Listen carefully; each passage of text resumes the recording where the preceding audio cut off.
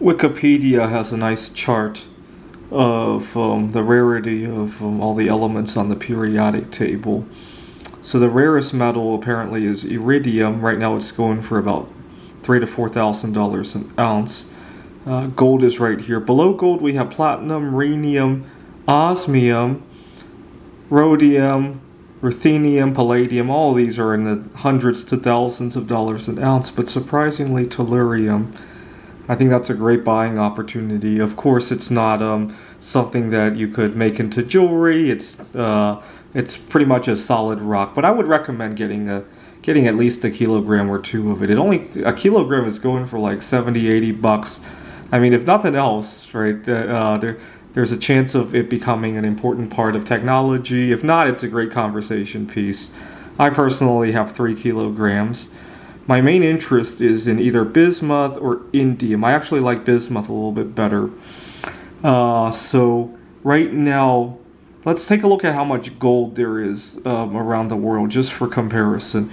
Right now we produce 3,100 metric tons of gold. If we get out the calculator, let's work out how much in dollars that is.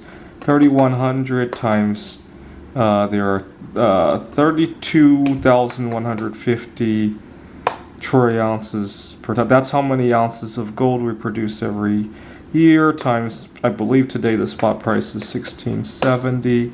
Keep that number in the back of your mind. 166 billion, right? That's about half of Elon Musk today.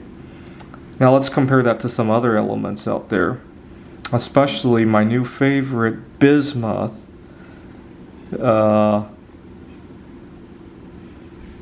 Bismuth right here, 10,200 tons. Now bismuth is quoted per pound, so we do 2,000 pounds per ton times, right now the spot price is $450, although there is a good premium for physical bismuth.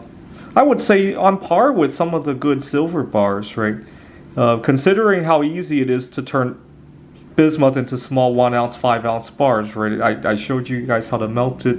I would say even if you have to buy bismuth in big bars, it's comparable to buying silver in small bars, right? So the premium, I wouldn't be too worried about it. I'm averaging about $6 a pound. 91 million. Now think about that. You probably know a friend who could just buy up the world's production of bismuth in 1 year, right? I certainly do.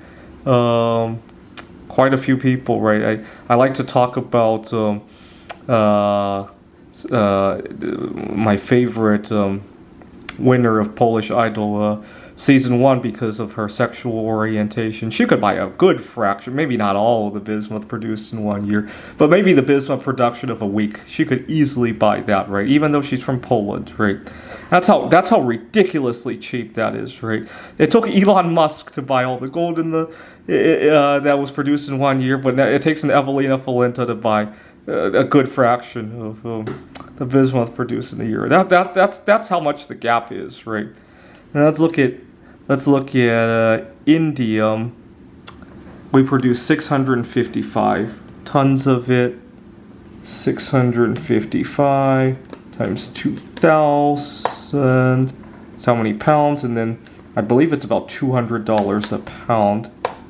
I personally have 2 kilograms of this stuff.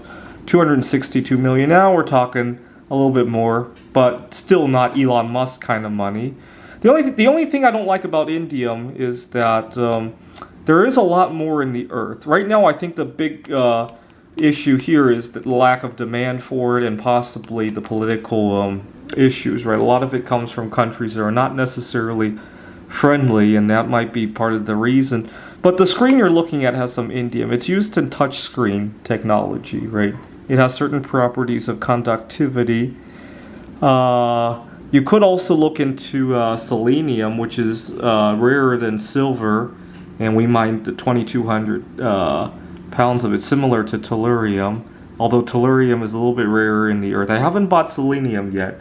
Well, I guess I do have some because I take a vitamin that has selenium in it, a few micrograms, obviously. Helium is an interesting one. Lately at the stores, they've been running out of helium to use in balloons. We had a party at the tutoring center where I'm working, and I showed the kids how to make hydrogen gas, and I filled a couple balloons with it, and it floated just like helium. So, nice little bonus chemistry lesson for them. Anyways, those are the cheapest metals in terms of market capitalization. And seriously, any of these could be Hunt Brothered any day. And I'm actually trying to organize us trying to Hunt Brothers the bismuth market. But make sure you buy it physically. Actually, I just had a funny conversation with a friend of mine. He couldn't remember. He knows I'm crazy about bismuth, and I'm trying to organize some kind of a organized buying, but he couldn't remember the name Hunt Brothers. He asked me if I was trying to GameStop bismuth earlier. Are you still trying to GameStop the bismuth market? And we had a good laugh, and I pointed out to him there's a big difference, though. See, with GameStop, you couldn't own the shares in a physical manner, right? And the Hunt Brothers made the mistake of not taking physical delivery, although they started with taking physical delivery. They got greedy, right? So don't borrow to buy. In fact, don't even put it on your credit card unless you pay it off at the end of the month, right? Don't give the bankers any more excuses than they need, right? Take physical delivery, buy it with cash, and store it yourself.